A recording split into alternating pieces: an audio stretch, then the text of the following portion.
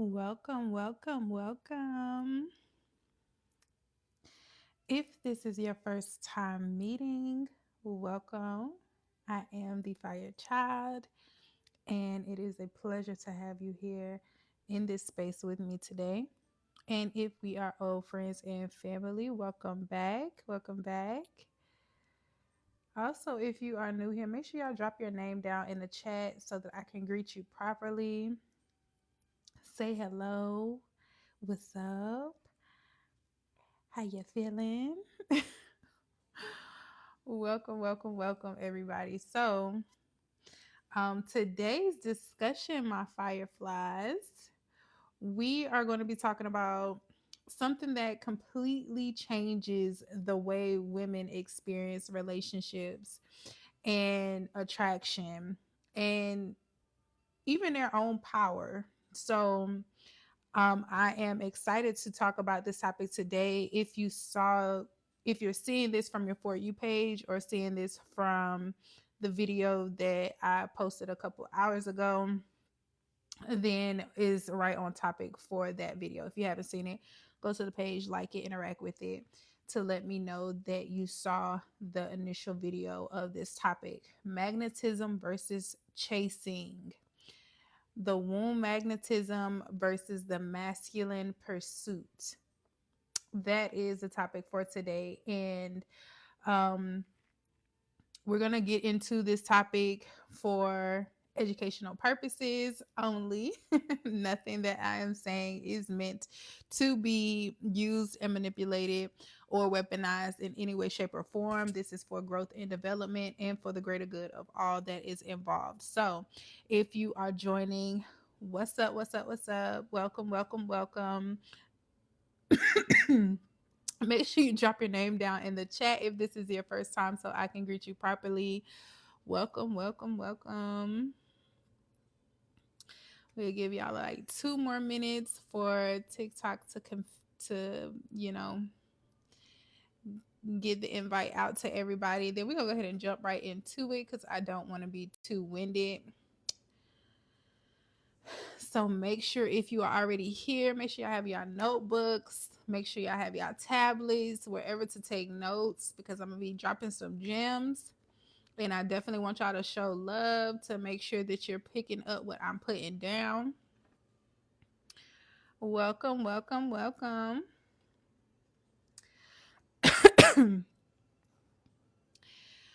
Whew. I need some water or something. Welcome, welcome, welcome. If you're watching from your For You page, don't be a creep. Make sure you come in and speak. Welcome, welcome. Hey T, how you been, boo? I ain't seen you in a month of Sundays. Welcome, welcome, welcome. All right, y'all. We can go ahead and, well, maybe got y'all 30 seconds. I've been lovely. I've been lovely, blessed, blessed, blessed. No complaints whatsoever. All right, y'all.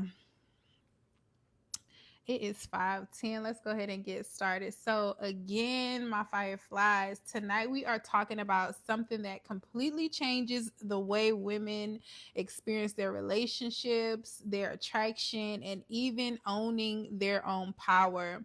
That is what we'll be discussing today. And that topic is the womb magnetism versus the masculine pursuit, the masculine chase. You know, we like a little cat mouse situation every now and then, but we're going to be talking about how that benefits us and how it does not benefit us when it is imbalanced as womb holders and feminine vessels.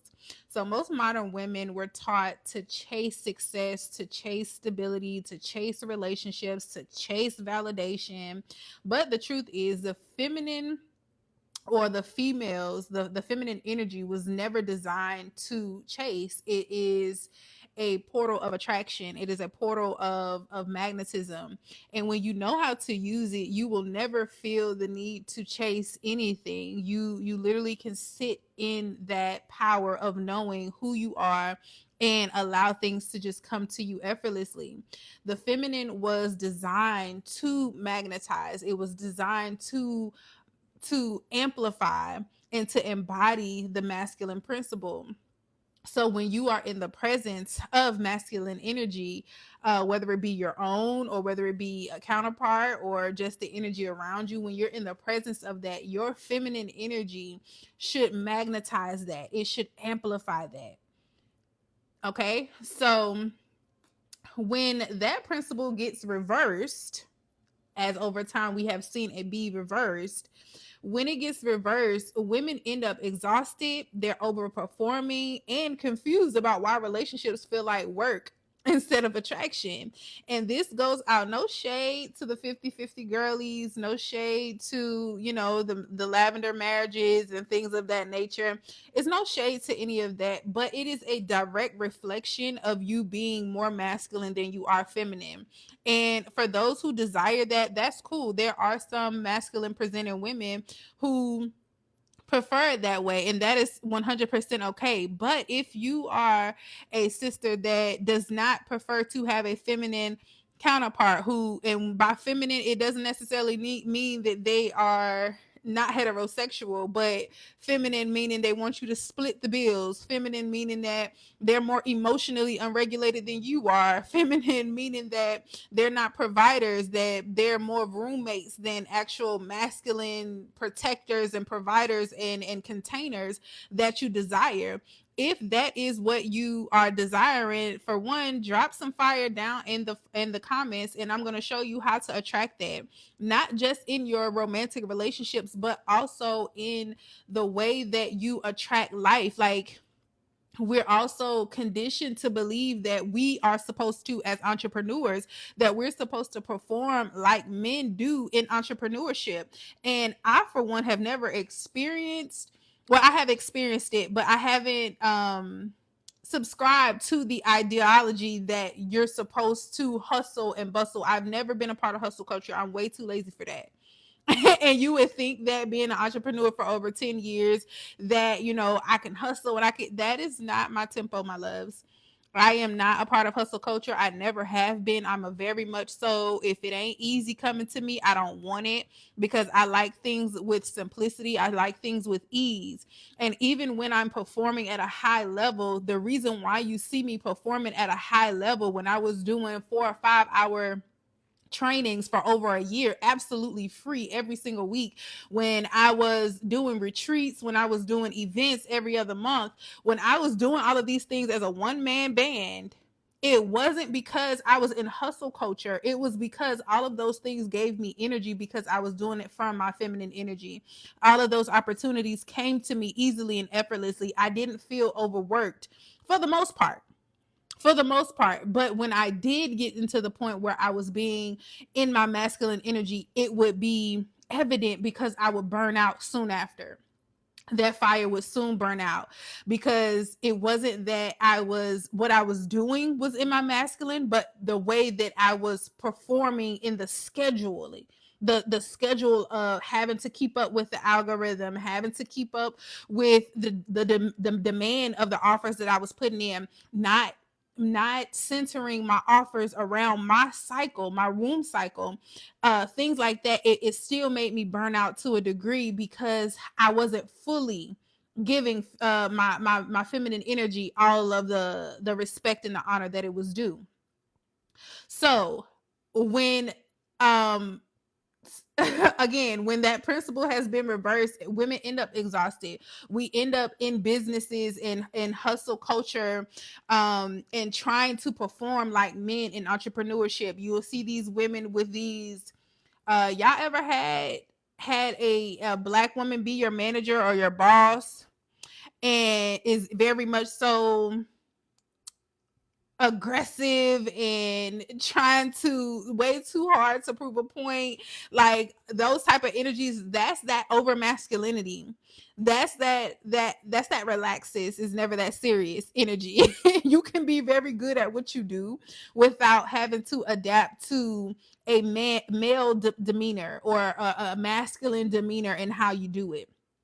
And I am living proof of that, because my mentors that I followed in entrepreneurship, I was very strategic on attracting mentors who ran multi-million dollar businesses in their feminine energy, who respected rest, who respected their womb cycle. Because the ones who were still very hyper masculine in how they did businesses, they burned out as well. They were, thinking of kicking a bucket. They were exhausted. Their physical health was depleted. And again, we don't know better until we learn better. So all they knew is, I gotta succeed. I got mouths to feed. I got this hustle in me. I got this great work ethic. This is just how it's done. When it's not. It's really not. So tonight we're going to talk about these 5 things that help you to stabilize your feminine energy. Thank you so much for the likes, T. How to stabilize and expand your feminine energy, because so many women, even when I was teaching this in a hormone challenge, so many women be like, well, how do I not work? If I don't work, then I can't make no money. If I can't feed my kids, I can't do this. It's just a laundry list of excuses as to why you have to continue to work 3, 4, 5 jobs. Especially because that don't piss me off tonight, y'all. Especially when you laid up with a man. Especially when you're laid up with a boy. And you out here out hustling the biggest hustlers on the planet. You busy woman, and you laid up with a man. Do not piss me off tonight, y'all. We're not doing that. We're not in 2026, because we don't have to. We're going to learn how to regulate our nervous systems. We're going to learn how to be comfortable in our feminine energy. We're going to learn how to be magnetizing so we attract what we want, versus having to manipulate, lie, perform, and all these other masculine things to get it. We're going to learn all those things tonight. Why modern women feel like they have to overperform masculinity is because we live in a patriarchal society. So I'm not mad at you. But if you're here tonight to listen to these gems, it's because you no longer want to subscribe to that programming. You want to unlearn some things so that you can learn what you're actually designed to do. All right. So let's start there. Why do women overperform in their masculine energy? So a lot of women today, they've learned to survive by stepping into masculine roles. We look at, if you had a father who was present, or a masculine presenting man who was there to provide, or from the women that you saw in your environment growing up, in your mind, how to survive is to work hard. Most men have no clue how to survive. That's why if they don't hurry up and get married before a certain age, they die real early. They'll be dead by 60. Some of them 50, if they don't have no woman in their life to teach them how to survive. Okay, that's just point blank period. But we're learning survival skills from the masculine energy. That's the first era. We're learning how to survive through the hustle culture, through being a shark, through overworking, having to have all these skill sets and these tools and things like that. You were born with a skill set, or with a tool, not a skill set. You were born with a tool. You're born with a skill set too, but that's individual. But your tool that you have is your womb intelligence. You if you were born with a womb, you have that intelligence as a cheat code. Okay, so masculine energy is the energy of initiation. Is the pursuit of making plans and solving things and being direct and penetrating things, and it moves outward into the world. This is why they say it's a man's world, because you know, they physically go and manifest things physically by doing things outside of themselves, and that's their function. Nothing is wrong with that. That's their function. That's what they're supposed to do. If you sow a seed into a man, you're supposed to be able to see them produce something in the physical world. That's what they're supposed to do. And there's nothing wrong with that. And there's nothing wrong with women having access to that energy, because we all do. Every human has both polarities. So there's nothing wrong with that. But when it happens, the problem with that is, what happens is women, their entire nervous system becomes organized around the doing, the proving, the fixing, the controlling. You're not using it to your benefit. You're using it as if you were a man. That's not your functionality. So when that happens, your attraction starts to change. You start to attract more feminine things. You start to attract, whether it's your partners, whether it's your career, you're attracting feminine things versus you being the feminine thing that attracts the workers. And I don't want to say this in like to be taken negatively. As far as men are here to work, men are like money. They're not all. I want to make sure I'm saying this correctly. Their worth is not limited to money. Don't get me wrong. Men are not limited to, they have more functions than just being able to provide money. But they operate to the feminine energy like money. So what I mean by that is, they're not necessarily a necessity, but they're useful when you give them an assignment. Y'all following me? When you give money an assignment, money is gonna come back to you for more assignments, because money is a working energy. It's a flowing working energy. The same thing for men. When you give them an assignment, they are thrilled to go and actually to complete that task. But when you are working with a man and you don't give them any, you don't challenge them, you don't give them anything to fix, you don't get some men, and it's a certain type of men. They not my type of men. But certain men, they feel like when I give them an assignment to do, I don't care who you are. I'll give my 1-year-old nephew something to do, because you're a man and you have masculine energy and you're in my face. Go pick me up some, go pick up, go pick me, go get me that cup from over there. Go do something. I'm going, anytime there's masculine energy around, I'm going to give you an assignment to do, because that's your function. That is your function. And if I don't train you, if you're in my presence, y'all, I'm just speaking on what works for me. If I don't train you to always be doing something for me, you're going to get comfortable being in feminine energy around me. And it can only be one queen. It can only be one queen. So when you are wanting to be in you know, people have their own perspective of how they want their relationship dynamics. I'm talking to the girlies who get what I get, who get what I'm saying, who desire that type of dynamic. You want a masculine man who shows up in a masculine energy, who still has his 30% of feminine energy, where he can still be nurturing, where he can still be magnetizing, where he can still be receptive. Because you don't want a man who's so-called 100% masculine, or this toxic masculine energy where you're out of touch with your feminine energy.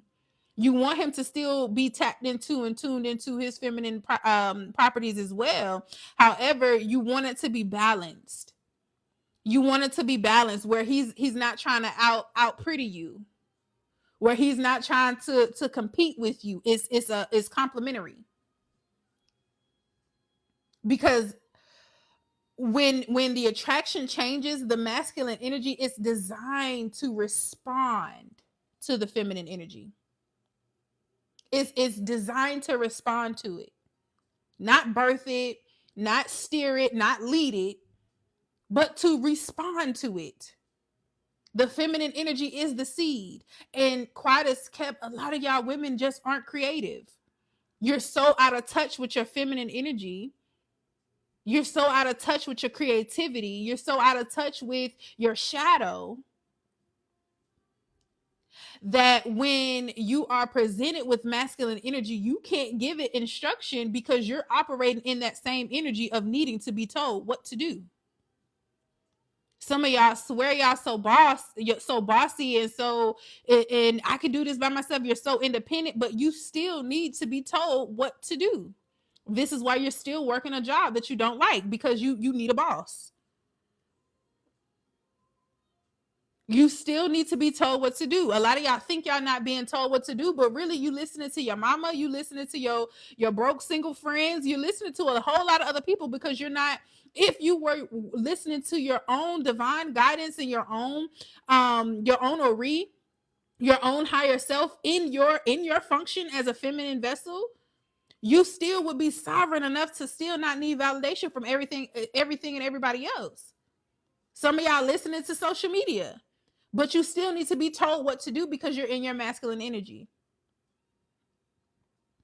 And this is why some women are extremely incapable.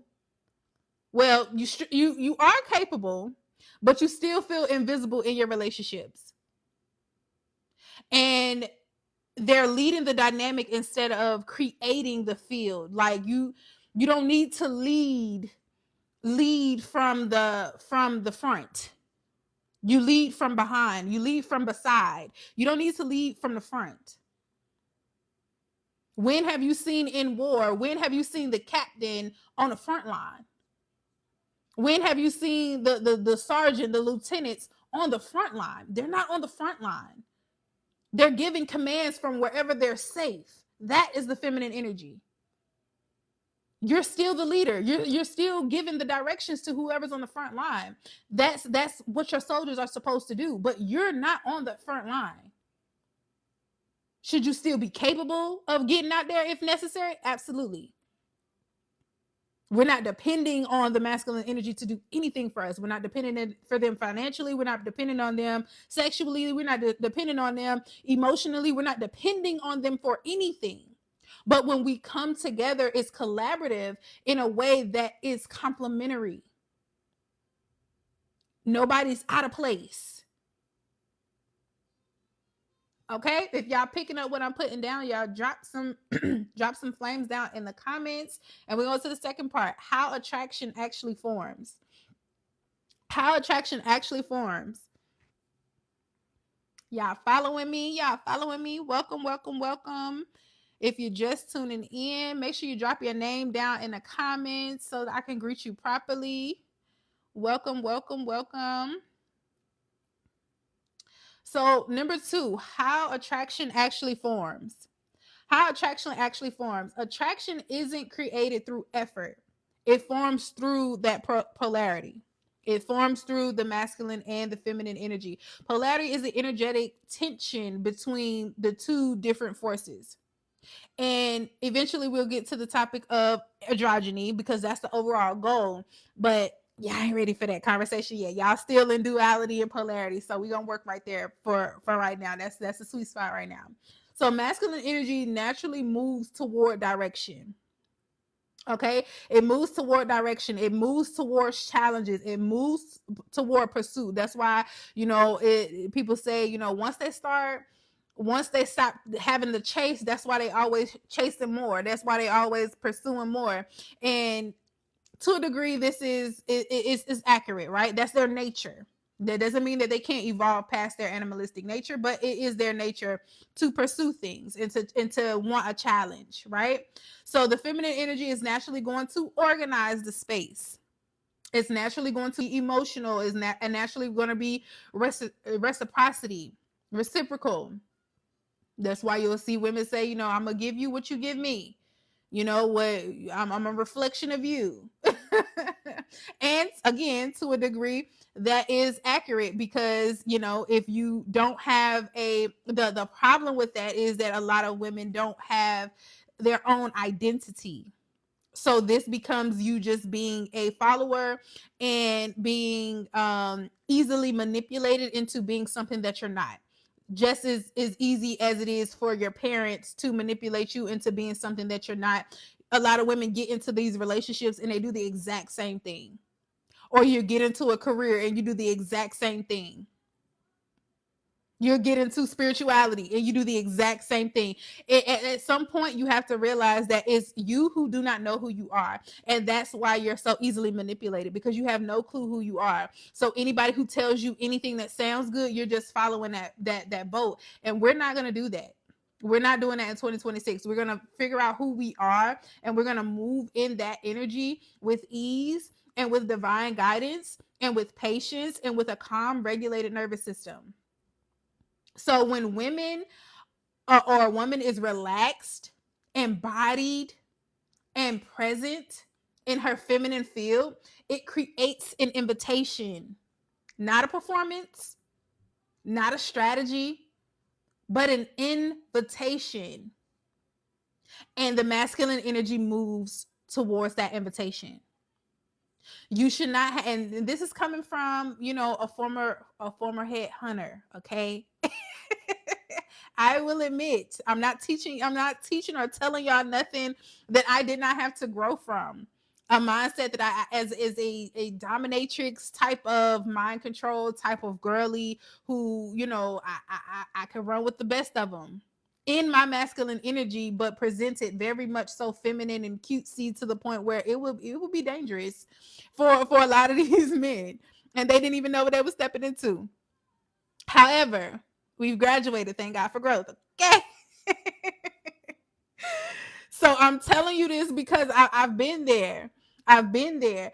And the attraction often forms when a woman is simply being rather than trying to prove.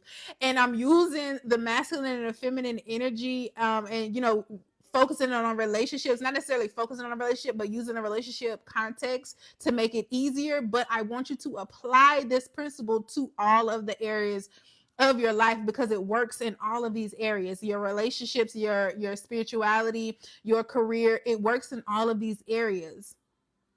So again, when the feminine energy is relaxed, when she's embodied, when she knows who she is, when she's not performing, when she's not trying to prove herself to anyone, but she's just comfortable in her skin, she's comfortable in her in her essence, it sends out an invitation for the masculine energy to come. I can't tell you how many times I've been somewhere minding my own business, not worried about anybody else, not focusing on anybody else, literally by myself, minding my own business out in public, and a masculine energy will come, not just to annoy me, because most of the time they're going to be annoying, because why are you disturbing my peace, but to just help. They take that as an open invitation. It's like an unseen magnetic pull. And when you operate in this energy, it attracts in all areas. Entrepreneurship as well. When I am in my creative flow and I'm thinking like, ooh, yeah, let me get that, let me get that, let me get that. Ooh, I like that. And I just feel it in my body. And I'm just like, oh, I could just smell the environment. I could just smell the retreat. I could just feel the healing happening in this environment. I could just feel the ancestors celebrating this healing work that's going to be taking place. I would get calls left and right of not necessarily men, but just opportunities, which is still masculine energy. It'll be just opportunities of people calling like, hey girl, like I got this and this. Oh, you didn't even know I needed that. Oh, I just got done talking about that. Oh, I got a space over here. It's free. They just letting somebody. I don't know how many times that's happened because I was just in my feminine energy, because I was in my creative flow, because I wasn't trying to force anything, because I wasn't chasing an algorithm, because I wasn't chasing a dollar amount or how much I was going to make or profit. Those things have a place. You can't be in entrepreneurship and not know how to do business, because I have my share of those mistakes as well. But when it becomes balanced, it's a beautiful blend of give and take, a beautiful blend of reciprocity. Number 3, magnetism versus manipulation. Now, this is a part where I can say I've mastered. Try. use my words carefully. I have worked very diligently to master the difference between magnetism versus manipulation. And I say that because it can easily go one way versus the other. Thank you, my love. It can easily go one way when you are embodied, and we talked about this on the last live, your shadow versus your ego, and you meet God in the midst of both of those. But it's challenging. It can be challenging when you have a huge ego, when you have, this God complex and all of the things that are illusions that you've created. It can be very challenging to not be manipulative when you know your power. It can be very challenging. So when it comes to shadow versus ego, or plus your ego, the balance in between that, humility, the integrity, the character, all of that matters. And I'm saying that, and I included that in this lesson because, again, like I said in the beginning, I don't want any of this information to be used in a negative way because I'm responsible for what I share. I'm responsible for how you interpret what I'm sharing. So when I'm giving you something that's a little ratchet or, a little, not integral, I'm telling you from experience of being there, not from where I currently sit. Because I had to learn those lessons. I've had roles closed on me. I've had doors closed on me because I was in that arrogance of not being humble. And yes, just because you can doesn't mean you should. Just because you know you have the ability or the authority does not mean that you should. Because there's always karma. There's always going to be karma for doing things that is out of alignment for the greater good. So magnetism within itself is not manipulation. And I say this as well to bring the context of people who think that the love of money is the root of all evil. Even they say, the love of money, like you can love resources, you can love being comfortable, you can love, just having more than enough financially. But to actually love the tangible currency, it makes no sense to actually love it because it means nothing. Money is just a reflection of your other relationships. It's just a reflection of how you see yourself. Actually, it's just a mirror to your relationships.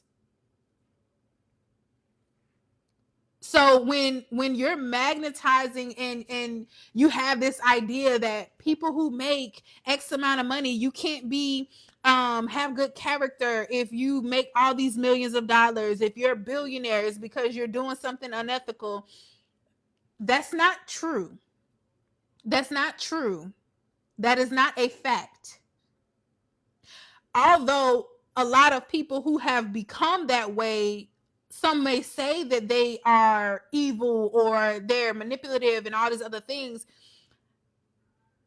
You wouldn't know unless you were in rooms with those type of people, unless you know how to read energy, unless you are not just stuck in this mundane third dimensional lens of how you see stuff. Because a lot of people think that being wealthy is a sin because they want to be poor righteous men. They feel like there's some type of humanitarian award for being the brokest person alive.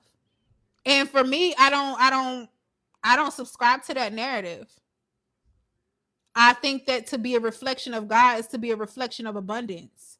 To be a reflection of God is to be a reflection of wealth, to have resources to help other people and not just myself. In fact, when you have a calling on your life, it's incredibly selfish. That's what Spirit had to tell me a few years ago. It is incredibly selfish for you to be able to manifest things here, there. Anytime you need something, you can manifest something just for you. You can take a trip anywhere and manifest it. Your bills can be paid by manifesting. You don't have to work hard for anything. But when you don't have money in the bank, just sitting, when you don't have a savings, when you don't have investments, when you don't have your money is not being multiplied, it's incredibly selfish. Because what if I needed you to do something today to bless somebody else and all you have is enough for you? I had to get out of that mindset. Well, it's just me. I don't have no children. It's just me and my dog. I don't have to work as hard. I don't have to do as much. A complete fool. Because you still have people that you're responsible for and that you're assigned to, whether you birth them or not. And you can't do that when your bank account is empty all the time. You can't do that when you can only manifest just enough.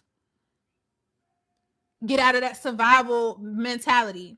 So manipulation, it tries to control someone's behavior through strategy, guilt, or pressure. This is manipulation. We've all experienced it. We all might have actually done it as well. We've been on both sides of manipulation. Magnetism happens when your nervous system is regulated and your energy is coherent. So most people who happen to be the evil people that people are talking about, who, you know, have money with bad intentions, a lot of them, they operate out of manipulation because they're using they're trying to control. If we look at like the news and things like that, they're trying to control someone's emotions and behavior psychologically to be able to strategically market. And some people look at marketing because, again, you have to be able to look at things from a deeper lens than just the mundane physical realm, because people can say using psychology to market in business is manipulation, when it's not manipulation, depending on what type of psychology that you're using. You use symbolism through colors, through patterns, through different shapes and things like that, through different keywords. All of those things are psychological marketing, but it doesn't necessarily mean that it's manipulation. Manipulation is more so of, I'm attracting something to you, a certain audience, and I'm triggering something that I know is a pain point for you that does not help you to grow. It does not help. It keeps you stabilized. It keeps you stuck. And I only benefit from you being stuck in this dimension. This is how I'm going to make money. If you evolve past this, you will no longer be a client of mine. That is more of manipulation. Whereas magnetism is when your nervous system is regulated enough for your energy to just attract. I don't have to do anything. That's why we say manipulation is more of a masculine strategy in business. Whereas in when I was first started in business, especially on social media, I didn't do too much dancing for the algorithm. I actually didn't care anything about the algorithm. If I didn't have something to say, I did not post that day. If I didn't have something to talk about, I did not go live. I was not coming on here giving readings if spirit did not guide me to come on here and give readings. And I was very successful in just doing that alone because I operated off of magnetism. I wasn't on here trying to sell anybody fear just to get a sale. It just didn't make sense to me. So people feel safe around you. They feel curious around you. They feel drawn toward you without pressure. And that is how, as a woman, you do business in your feminine energy. People will feel safe around you when you just like, okay, if it comes, it comes. Like when I would do sales calls, I let people talk. I'm listening to them. Majority, 80% of the call, I'm listening to you to hear what you need, to hear if I can provide the solution to you for you or not. But it's not about your back and forth. I'm asking a question and letting you talk. And then at the end, when I'm giving you an offer, because I'm still going to offer my price and offer the solution, because halfway through the call, I know if I have the solution for you or not. So if I have the solution, I'm going to offer you my price. And how you respond to the price, I don't care. Because either you're going to pay it or you're not. But I'm not going to make you feel bad. I'm not going to ask you 1,000,001 times, oh, well, what's the problem? And that was kind of what my male mentors, or people that I knew that I wouldn't call them mentors, but people who gave me tips or who were successful in business. They'd be like, "You don't know how to sell. Why you don't just say this? What's your counter offer?" With somebody, I say, "It's no counter offer. It's a okay." Well, I will be here. I will still be in business when you decide to change your mind, and whenever you're ready to make that investment within yourself, I'll be here. That was it.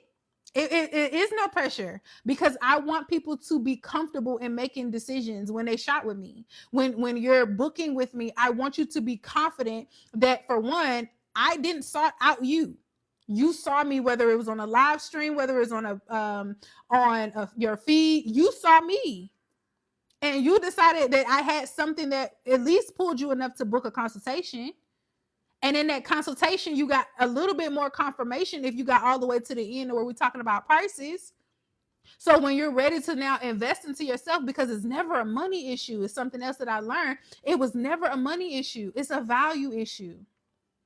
So whether you value yourself enough, not the value of what I'm giving you, but do you value yourself enough to invest into the solution? Because you already know I have the solution. You wouldn't hit me up if you didn't think I did.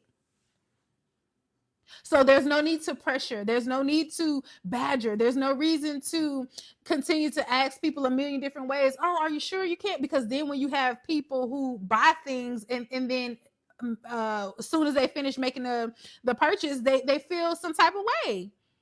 They have what you call it, purchase guilt or something like that. Like they're resentful that they made this big purchase.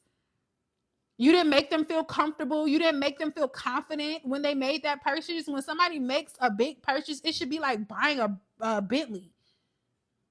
I just made this purchase and I know it's going to amplify my life. It's going to boost my social circle. It's about to boost my confidence driving. It's about to do X, Y, and Z. Whatever that emotion is tied to buying that luxury car.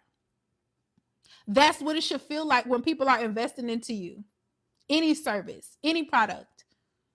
They shouldn't feel resentment like, I felt pressure to buy it. Or I might not have felt pressure to buy it, but I didn't really feel like I needed it. I just bought it just because I'm a consumer, and that's all I do.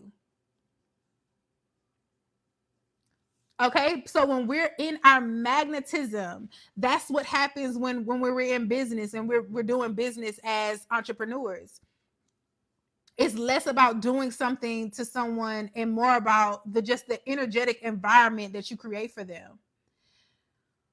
Now, number 4 is nervous system safety in the feminine polarity. We have to talk about safety. We have to talk about safety in the nervous system, because a lot of women, unfortunately, who are presenting as their nervous system being regulated, they everything is, it's okay, it's cool, nothing really bothers them. A woman can only truly access her feminine polarity when her nervous system feels safe. So if this is someone who's cool, calm, and collected,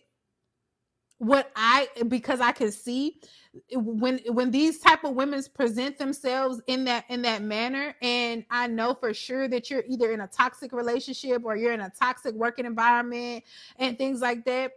For one, it's high level masking that's happening.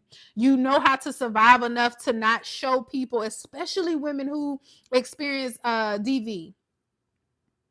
Those are the main women who, they can take a lot. They have a high tolerance for stress. They have a high tolerance for the BS. They go to work. They be mistreated at the job. They have unfair things happening to them at the job, and they just brush it off. They have friends take advantage of them. They just brush it off.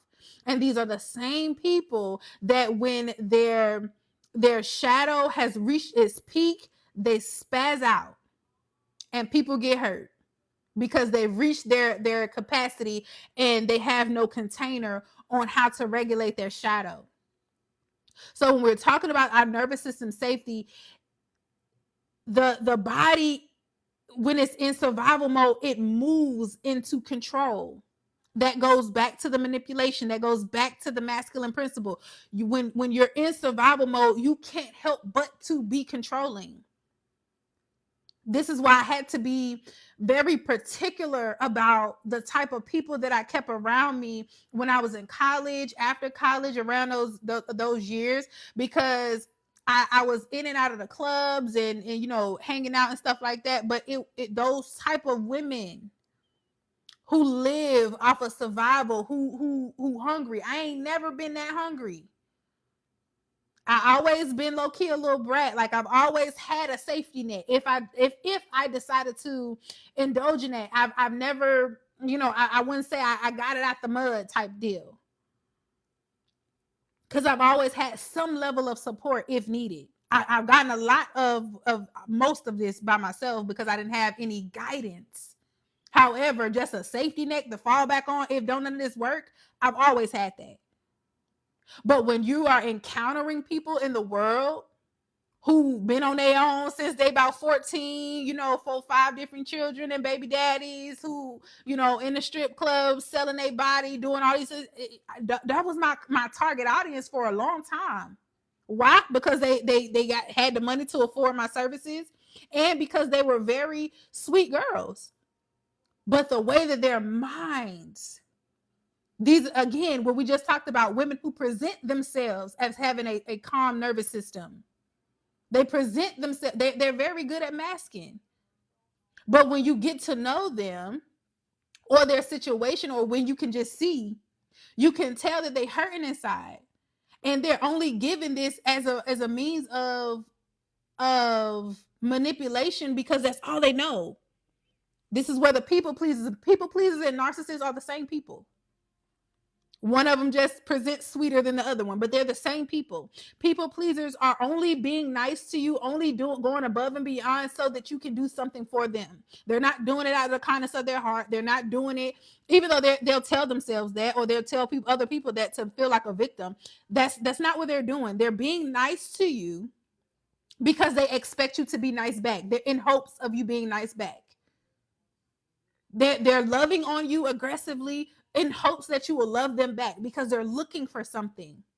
And this is still control because you're in survival mode. You have a lack of love. You grew up with a lack of love. You grew up with a lack of finances.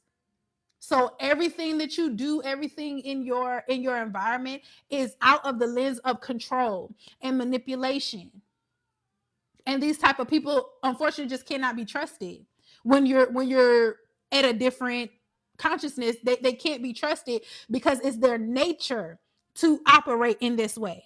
And then we talk about why we don't have sister circles. We talk about why we don't have, for Black women, we don't have containers for us to heal together without being judged. And it's because of this specific thing.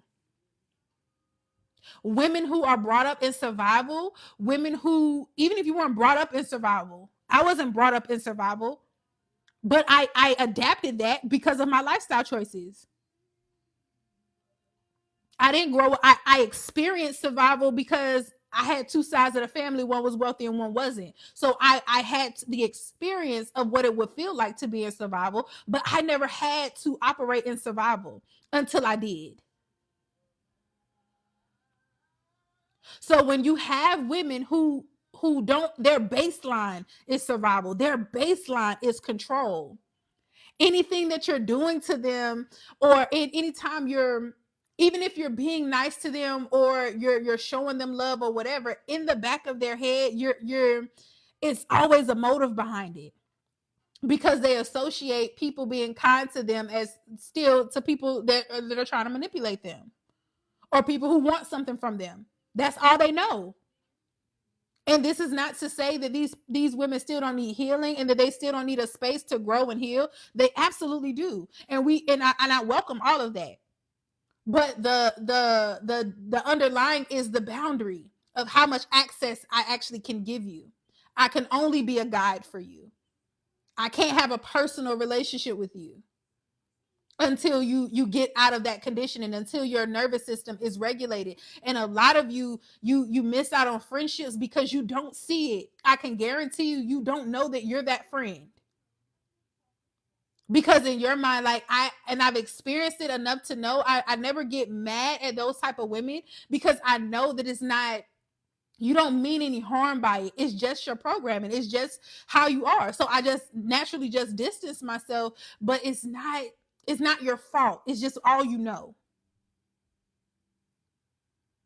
So if the body is moving in survival mode, and you're moving in control shows up as you overthinking all the time, you micromanaging all of your relationships. You think that it should be like this, or it should look like this, or move like this. You needing constant reassurance. You needing someone to tell you all the time that you still love me. You sure you still like me? Are we still cool? Or you trying to direct the dynamic of the relationship, however it's growing, however it's being nurtured. You're wanting to be in control of every single thing. But when the nervous system feels safe, the feminine, it naturally softens. Everybody wants to talk about the soft girl era. Unfortunately, there isn't a rule book on what the soft girl era looks like. I mean, what it feels like, the process of getting there. And that's why I created the Womb Wealth Collective, especially for women who look like me. There isn't a blueprint. The only thing that you're going to see on social media is what the aesthetic of a soft light looks like. It's not going to show you the process of a regulated nervous system and what that actually looks like, because it's a lot more painful than it is soft until it gets to the actual softness. When you are regulating your nervous system, you are literally at war with yourself. You are at war with yourself. Anything that comes into your life that looks like peace, you're going to fight it off because you're used to chaos. Anything in your life that looks like ease, you're going to fight it off because you think that you're supposed to pedal upstream for it to be worth something. We have a whole bunch of narratives and slogans in our community. If it's worth having, it's worth fighting for, and all these other things, and all of those are completely folly. They make no sense. They make no sense. Life is not supposed to be on hard mode. Life can be easy. And I had to go back to that place, because I used to manifest things back to back to back with ease. And I'm like, I didn't know what I was doing because I didn't know nothing about manifestation back then. But I used to think of things and it would come up. And I'm not talking about small things. I'm talking about trips out the country and all of that. And it would come with ease. And I'm like, I don't know what I was actually doing to manifest it. I don't know. What did I do? Bills paid, like, have no idea. I don't have a mental history of me paying bills. Like, I don't have an actual memory of me paying bills. And I've been on my own since I was 19. Everything in my name, no co-signers, no nothing, since I was 19. And I don't have a vivid memory of me like going to pay bills. Why? Because a lot of the times it was out of my hand. It was not my problem. And it was because I didn't think about bills. Bills are not on the forefront of my mind. I was not created to pay bills. And some may say, oh, that's delusional, that's irresponsible, that's immature. To a degree, yes, it is. It was. Because I didn't know what I was doing. But the mindset that I had was still the right mindset, because I'm not here to pay bills. So I'm not going to stress myself out about bills. That doesn't mean that I have to live check to check, or that I always have to be in survival or having just enough.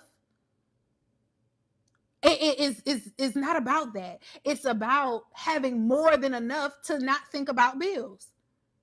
You don't want $100,000. You want your bills to be paid up so you don't have to think about the next bill the next month. That's what you want. So the idea of it is the same.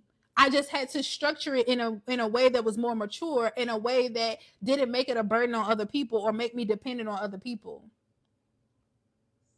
So again, that feminine energy naturally softens when your nervous system softens, and she becomes receptive, she becomes intuitive, coherent, very observant, and responsive.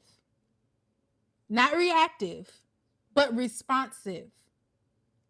meaning that you can sit with the decision and make a wise decision and not just act out of your emotions and react. And that's where your magnetism lives. Your magnetism is not weakness. It's you literally being regulated. And that's not easy to do. You'll see it on the internet, calm your nervous system, this, and this.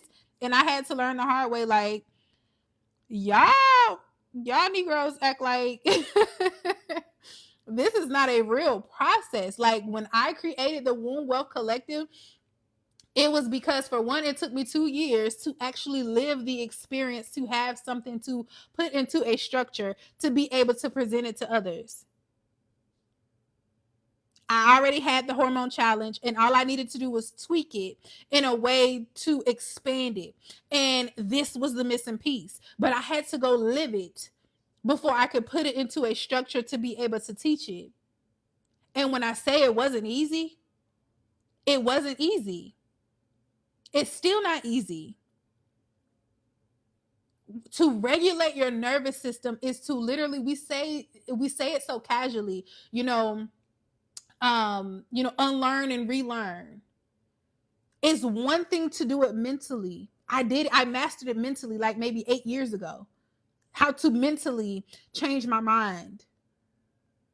But the mental is literally the first part and the most irrelevant part. It's irrelevant. Your memory is in your body. Your memory is in your womb. So it don't matter if you affirming every single day that I live a soft life. I make $40,000 a month with ease. I attract the love of my life. I attract your affirmations mean absolutely nothing when your body does not receive what you're saying. If you say it and you feel tension in your body, you feel tension in your solar plexus, you feel fire,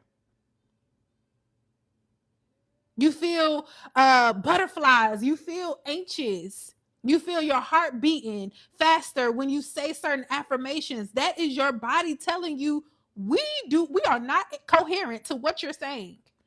But does that mean stop? No, it means to keep doing it until your body is coherent. When your mind, body, and spirit start to work in the same alignment, that is when you have reached your magnetism. That is when you reach a place where you can speak it and it comes right back to you. That is when you can really be choosy in life, and you don't have to accept what life gives you. You can choose to live where you want to live. You can choose what partners you want to have. A lot of people settling in every aspect of their life because they don't realize that they're the co-creators. Because they don't realize that what you're experiencing right now is a reflection of how you feel about yourself.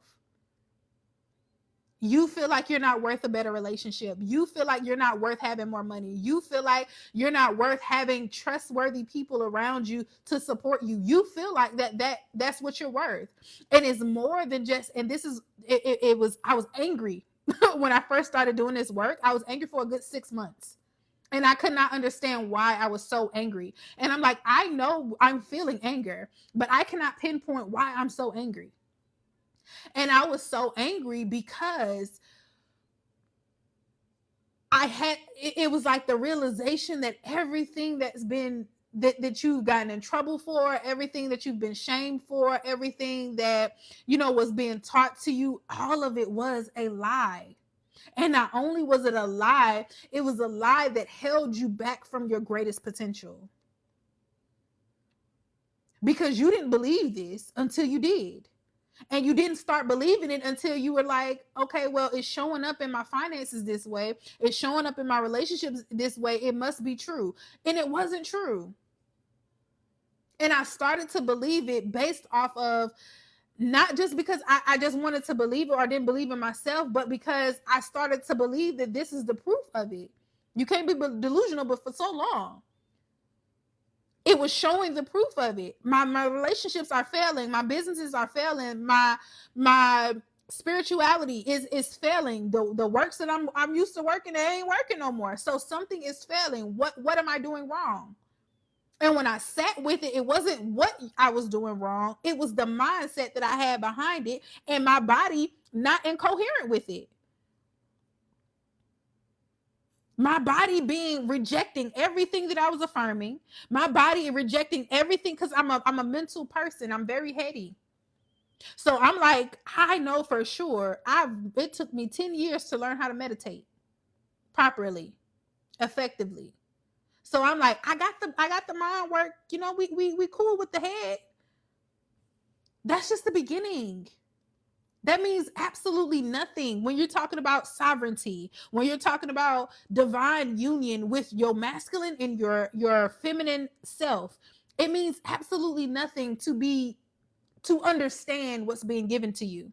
And this is why you can read all the books, take all the courses and all of the things, and understand that you're a god or a goddess. You can understand all of those things.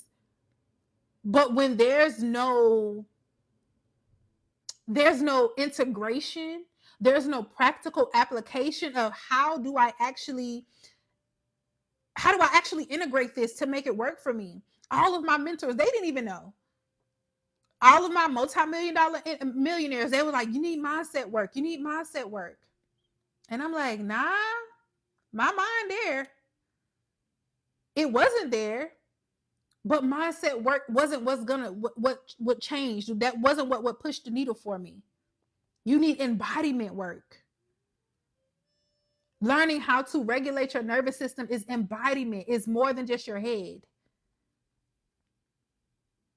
You change your behaviors. You change how your body responds to conflict. You change how your body responds to triggers. And then your mind will follow. Your thoughts will follow, not the other way around. So let's just make this a little practical. And we gonna end it out on this, y'all. I wanted to do a little somatic little practice with y'all, but I'm going over my time. But I'll give y'all this last nugget.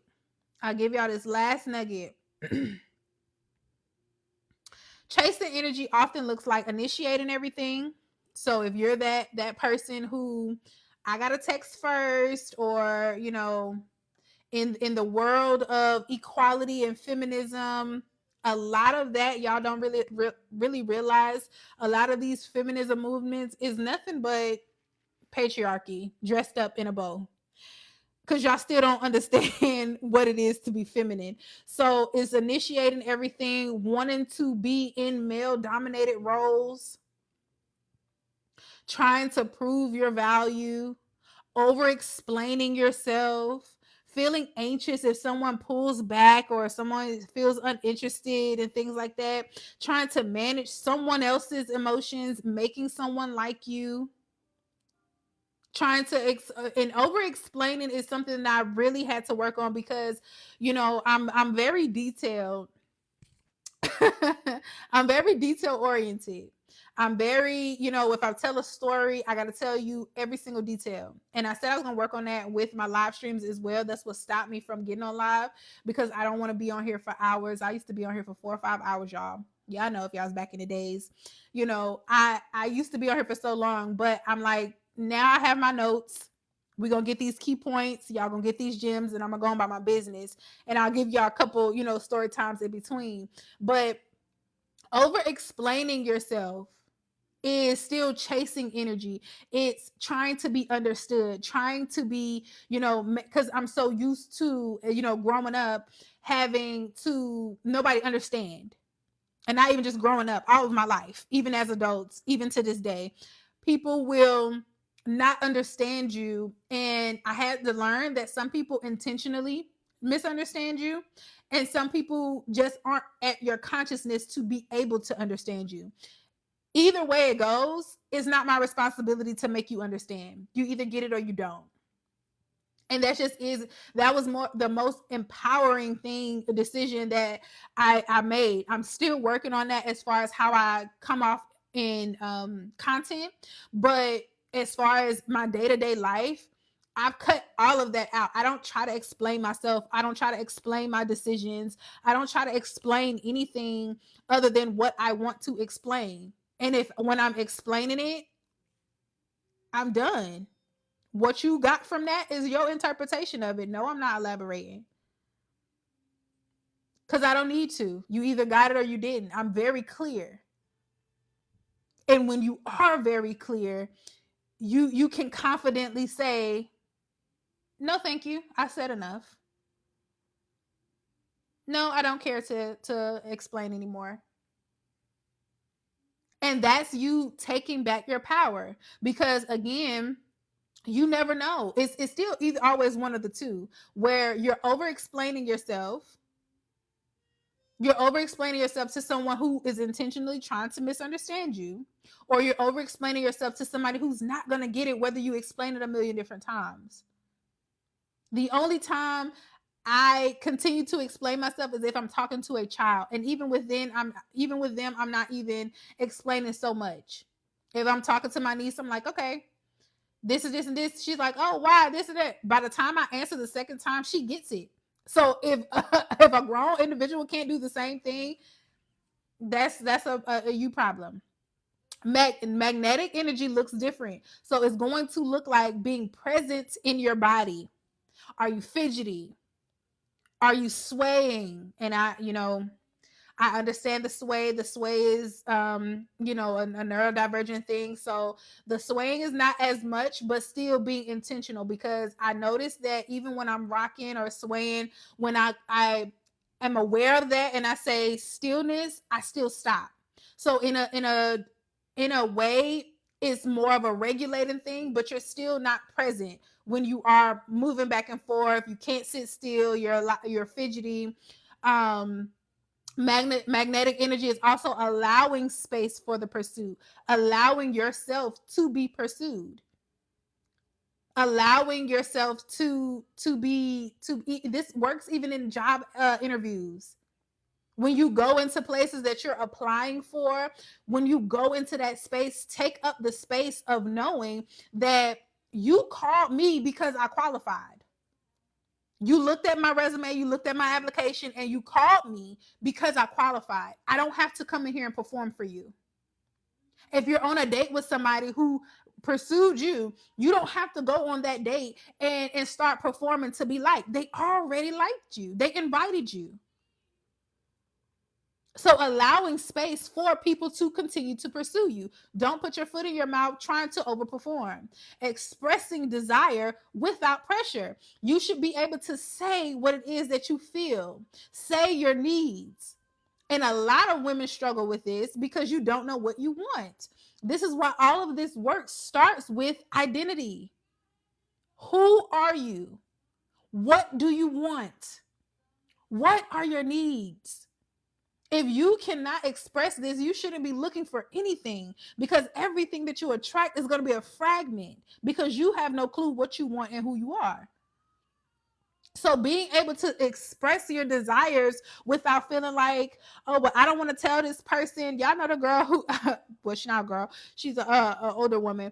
Y'all know the lady who's on here who's ranting about mother issues all the time. Like, you don't have a money issue. You have a mother wound. You're trying to please your mother. She talks about that all the time. I remember commenting a few weeks ago when she was like, oh, did I tell my mother how I felt about this? Why would I do that? She's just going to misunderstand me. And I'm like, and if you were in your power, you're going to say how you feel, what you need, what hurt you, what disappointed you. And your job is not to control how that person receives that. That person could be in complete denial of what you're saying. They could call you all types of names and liars from what you're saying. They can get angry with you and not want to deal with you from what you're saying. But my responsibility is not how you receive what I'm saying. My responsibility is to not suppress how I feel. So if I'm sharing whatever this desire is, I'm not saying it with the hopes of you changing your mind or with anything. I'm telling you as an authority of my own life that this is what I require. If you're not capable of giving that to me, that's fine. I also have the authority to leave. I also have the authority not to be in close relations to you. It doesn't matter what the relationship is. If we're all full grown adults. I don't agree with the sister girl who's trying to do no contact living in her mama's house. Girl, you can't be grown in somebody else's house, okay? I don't agree with that. But when you are actually on your own, you have your own house to come to, you on your own phone plan, you don't have to listen to nobody tell you nothing about something that you don't want to hear. You don't have to be in constant the receiving end of somebody always venting and dumping on you, traumas on you. You don't have to be that container for that if you do not choose to be. Observing how someone shows up instead of forcing connection.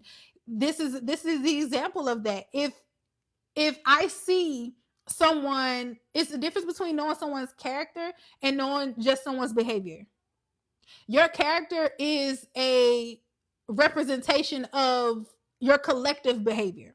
A behavior can be something that's done once and it can be done a few times. It could be your character, but every behavior is not your character. But if I see a pattern of this is your character, my only job is to observe.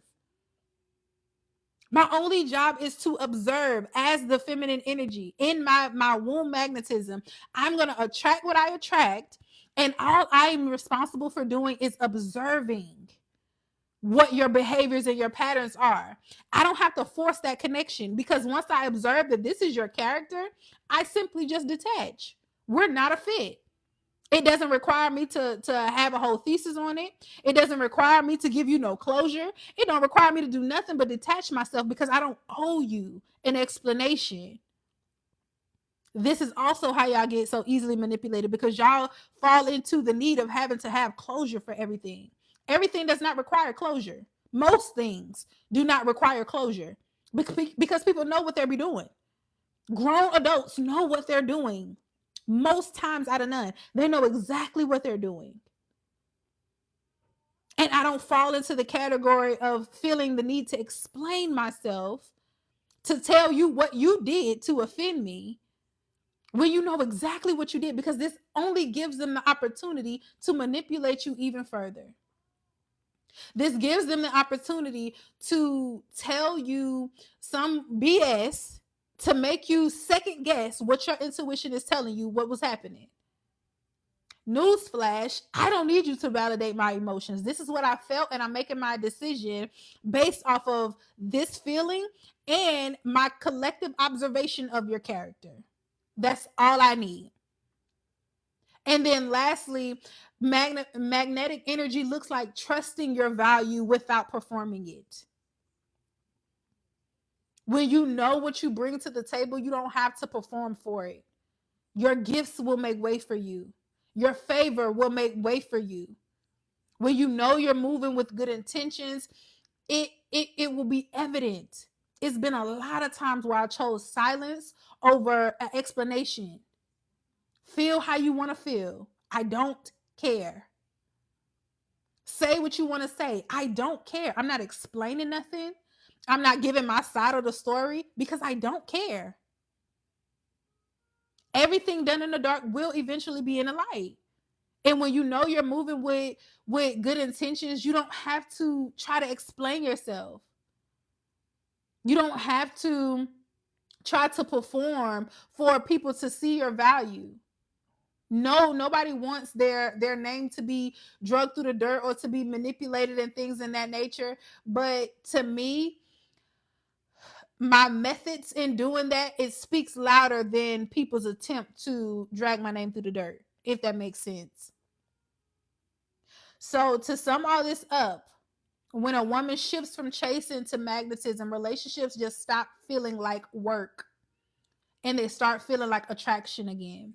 It can feel like you're doing what you're called to do. Y'all see those mothers who be like, soccer practice, guitar lessons, swimming classes, choir, they just got their kids and everything. They still have a full life for themselves. The reason why they can manage all those things and make it look easy, because for one, they typically have a regulated nervous system. For two, they're doing what they love. They get to be magnetic. They get to appreciate the things that they bring into this world. I can appreciate the work that I do because I love doing it. I can appreciate being a mother because I created them and I chose a good partner to do it with. So I don't feel like I'm alone. I don't feel like I'm stressed out. I have extracurricular activities for myself, so my world is not revolved around my husband or my children. These are the things that keep you regulated when you have your own identity. But you can't have your own identity if you don't know who you are. You'll just be a collective of everybody else's interpretation of you. So if tonight's conversation resonated with you in any way, I want you to think about this question. Are you organizing your relationships through effort or through energy, through magnetic energy? Because we don't chase connections. We don't chase opportunities. We don't chase relationships. We create the field, and the connection grows from inside of that. Okay, so ask yourself that question. And also, if you are wanting to sign up for the Womb Wealth Collective, the link is in the bio to be on the get the first the masterclass that we'll be having. I'll be doing 3 masterclasses prior to the actual collective cohort, and the collective cohort will be in May. So if you want to go ahead and sign up for that, I will be reaching out to everybody who signs up and booking a consultation with you to see if it's a good fit, if it's an alignment, and then we can go ahead and start the processes of getting you enrolled in the Womb Wealth Collective. If this conversation resonated with you, make sure that you do sign up. If you're not following already, make sure you follow me so that you won't miss the next live stream. And make sure you hit the link in the bio to get on the mailing list for the upcoming events that we are having, especially if you're in the Dallas-Fort Worth area or in Texas in general, because I will be having some in-person workshops, medicine woman workshops, and things like that that'll be coming up soon as well. So thank y'all so much for vibing with me on this lovely evening.